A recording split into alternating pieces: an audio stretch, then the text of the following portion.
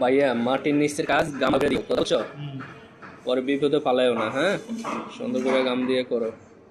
লাগবা ওইখানে, ওইখানে তো তোমার বিমের উপরে মনে হয় বিম আরো কাটতে হবে নাকি?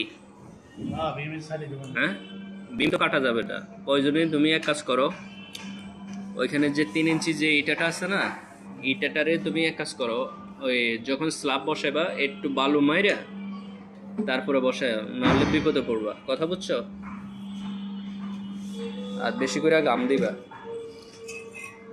A1-এর ফিটিংসে পর্যাপ্ত পরিমাণ ঘাম দেওয়ার পরেও কিন্তু ফিটিংসটা কোনো এক জায়গা দিয়ে ফাঁকা থাকে। দেখি তো এই ফিটিংসটা আছে কিনা, ওই ফিটিংসটা লো তো দেখি।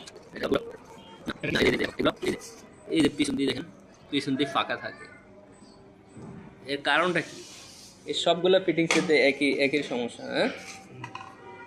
তো ভালো করে গাম দিয়ে লাগাও।